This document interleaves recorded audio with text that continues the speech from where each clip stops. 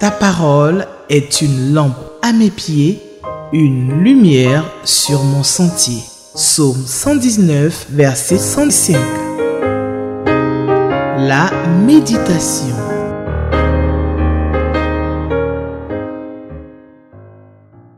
Ta parole est une lampe à mes pieds et une lumière sur mon sentier.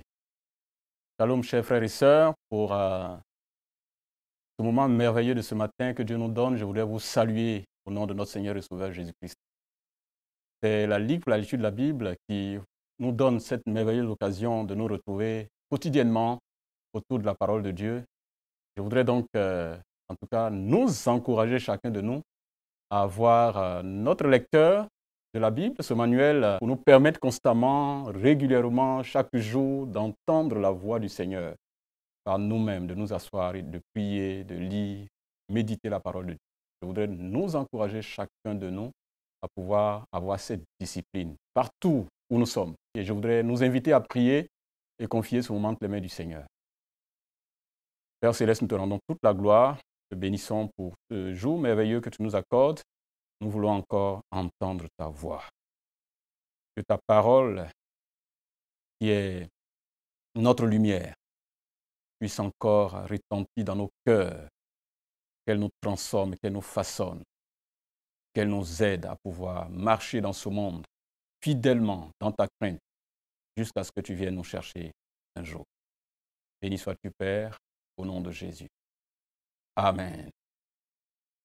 Chers frères et sœurs, le texte de notre méditation de ce jour, c'est le psaume 55, le verset 1 au verset 24.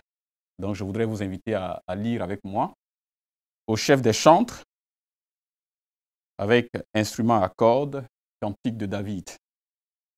Ô Dieu, prête l'oreille à ma prière et ne te dérobe pas à mes supplications. Écoute-moi, réponds-moi. J'erre çà et là dans mon chagrin et je m'agite à cause de la voix de l'ennemi et de l'oppression du méchant, car ils font tomber sur moi le malheur et me poursuivent avec colère. Mon cœur tremble au-dedans de moi et les terreurs de la mort me surprennent. La crainte et l'épouvante m'assaillent et le frisson m'enveloppe. Je dis, oh, si j'avais les ailes de la colombe, je m'envolerais et je trouverais le repos. Voici, je fuirais loin, j'irais séjourner au désert. Je m'échapperais en toute hâte, plus rapide que le vent impétueux, que la tempête. Réduis à néant, Seigneur. Divise leur langue, car je vois dans la ville la violence et les querelles. Elles en font jour et nuit le tour des murs. L'iniquité et la malice sont dans son sein. La méchanceté est au milieu d'elle. Et la fraude et la tromperie ne quittent point ses places. Ce n'est pas un ennemi qui m'outrage. Je le supporterai. Ce n'est pas mon adversaire qui se lève contre moi. Je me cacherai devant lui. C'est toi que j'estimais mon égal, toi, mon confident et mon ami. Ensemble, nous vivions dans une douce intimité. Nous allions avec la foule à la maison de Dieu. Que la mort les surprenne, qu'ils descendent vivants au séjour des morts, car la méchanceté est dans leur demeure et au milieu d'eux. Et moi, je crie à Dieu, et l'Éternel me sauvera. Le soir, le matin et à midi, je soupire et je gémis, et il entendra ma voix. Et il me délivrera de leur approche et me rendra la paix, car ils sont nombreux contre moi. Dieu entendra et il les humiliera. Lui qui, de toute éternité, est assis sur son trône, car il n'y a point en eux de changement, et ils ne craignent point Dieu. Il porte la main sur ceux qui étaient en paix avec lui. Il viole son alliance. Sa bouche est plus douce que la crème, mais la guerre est dans son cœur. Ses paroles sont plus onctueuses que l'huile, mais ce sont des épées nues. Remets ton sort à l'Éternel et il te soutiendra. Il ne laissera jamais chanceler le juste. Et toi, ô Dieu, tu les feras descendre au fond de la fosse. Les hommes de sang et de fraude n'atteindront pas la moitié de leur jour. C'est en toi que je me confie. Jusque-là, notre lecture. Que le Seigneur bénisse la lecture de sa parole, que cette parole soit gravée dans nos cœurs et qu'elle nous aide davantage à nous approcher du Seigneur. Comme d'habitude, donc, nous allons réfléchir autour de quelques questions que nous propose le lecteur de la Bible. Et la première question que je nous propose, chers frères et sœurs, pour notre réflexion est la suivante. De qui ou de quoi parlent ces versets? Et je voudrais nous inviter chacun de nous à parcourir encore et encore et à réfléchir autour de ce texte pour savoir un peu dans les grandes lignes ce dont nous parlent ces versets. Pour moi, ce que je peux dire, c'est que ce texte nous relate un peu la situation de détresse que traverse le psalmiste. Il s'agit bien de David, comme le texte l'a indiqué au début. Il traverse une situation de détresse et il veut tout faire pour s'éloigner de cette situation. Il met tout en œuvre. Il se dit, si je fuyais pour aller ici, j'aurais pu m'éloigner de cela. Malheureusement, sa situation est un peu plus compliquée parce que, comme nous le dit le texte, c'est toi que j'estimais mon égal, toi mon confident et mon ami. Donc c'est une détresse, c'est une souffrance qui lui est infligée par des gens qui lui sont proches, ses amis. Vous pouvez comprendre combien de fois il est difficile quand ceux qui en veulent à notre vie, ceux qui veulent nous faire du mal, ce sont nos proches, ce sont nos amis. Et la douleur devient plus compliquée à vivre et la détresse devient plus compliquée. Et c'est l'expérience difficile que David vit. Et dans cette situation difficile, il appelle Dieu au secours. Il remet son sort entre les mains du Seigneur et il demande à Dieu d'intervenir dans cette douleur profonde. Tellement de situations que nous vivons constamment dans nos vies, dans notre marche personnelle, dans nos relations avec nos proches, dans nos familles, dans nos églises. Des situations qui mettent à rude épreuve notre foi, qui nous font pleurer parfois en silence, même si à l'extérieur les gens voient un aspect, une apparence belle, un visage beau, reluisant, certainement de joie. Nous pouvons vivre, comme je le dis quelquefois, dans une maison climatisée, dans une voiture climatisée, mais nos cœurs, malheureusement, ne sont pas climatisés. Parce que ce qui s'y passe est tellement douloureux, c'est tellement difficile à vivre. Et David, dans cette situation, s'adresse à Dieu. C'est un peu ce que nous avons, ce dont nous parle ce texte. La deuxième question autour de laquelle je voudrais nous inviter à réfléchir, que nous propose le lecteur, c'est qu'est-ce que ce passage révèle sur Dieu, notre Dieu, Dieu le Père, Dieu le Fils ou Dieu le Saint-Esprit? Est-ce qu'il y a quelque chose de particulier que ce texte nous révèle sur Dieu? Il y a d'autres versets que vous pouvez trouver, il y a d'autres éléments que vous pouvez trouver, mais voici ce que moi j'ai trouvé, que je vous partage. Les versets 16 et 18 nous disent ceci. « Et moi, je crie à Dieu, et l'Éternel me sauvera. Le soir, le matin, et à midi, je soupire et je gémis, et il entendra ma voix. Il me délivrera de leur approche et me rendra la paix, car ils sont nombreux contre moi. Ce texte nous montre que notre Seigneur est un Dieu qui sauve. Il sauve ceux qui sont en détresse et qu'il appelle au secours.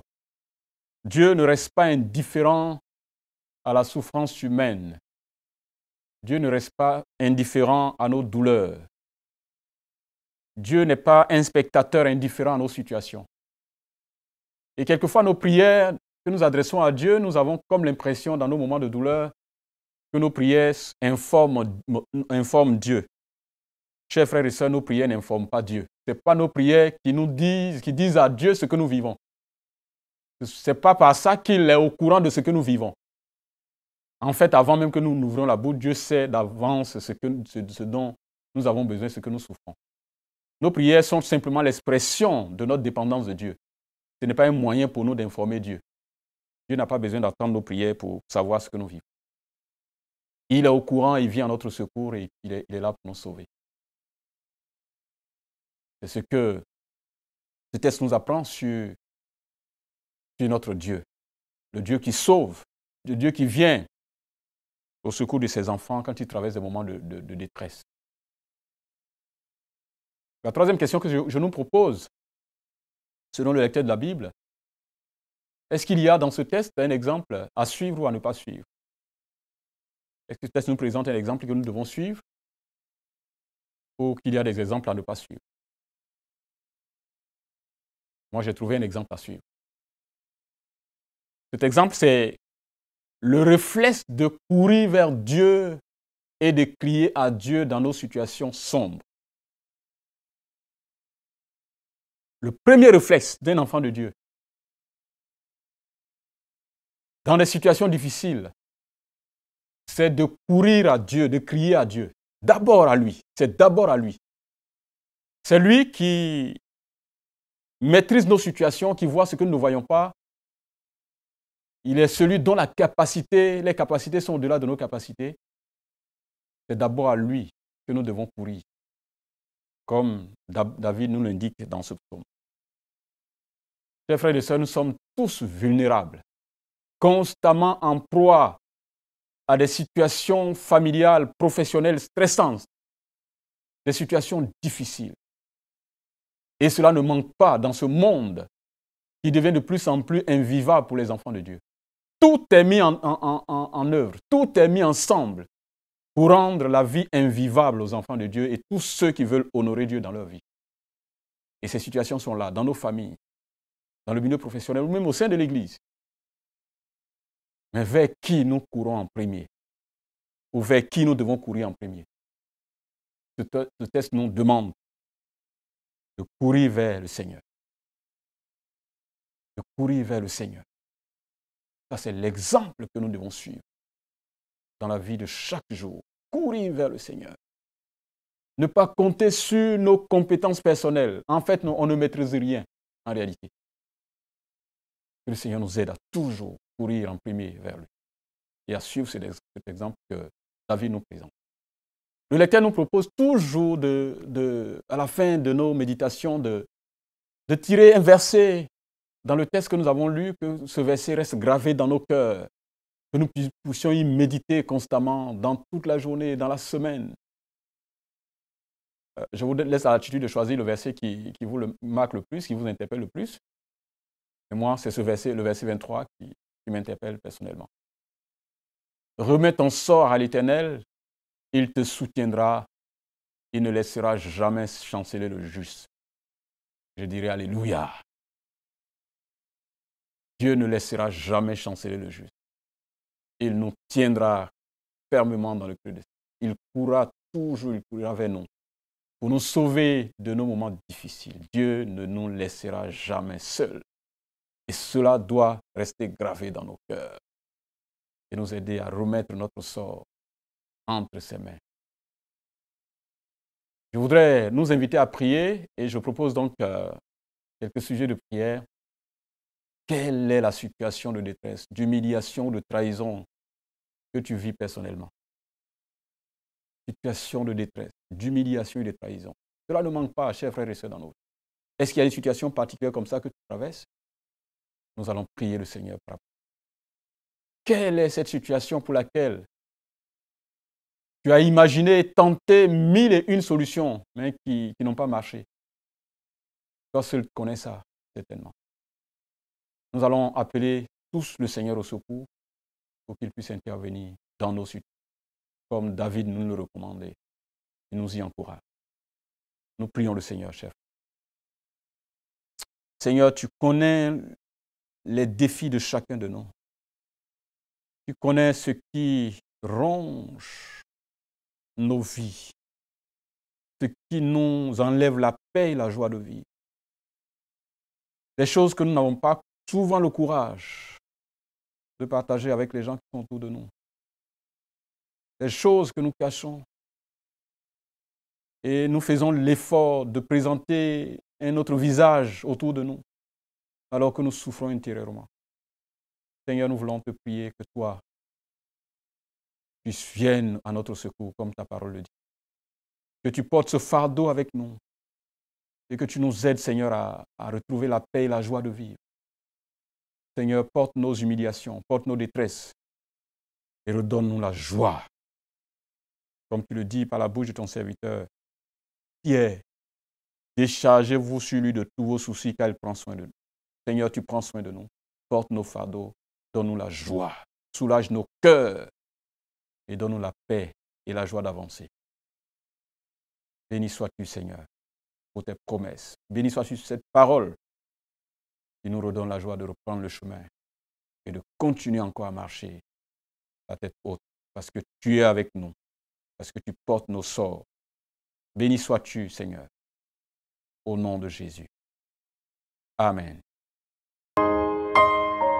Ta parole est une lampe à mes pieds, une lumière sur mon sentier. Psaume 119, verset 105. La méditation.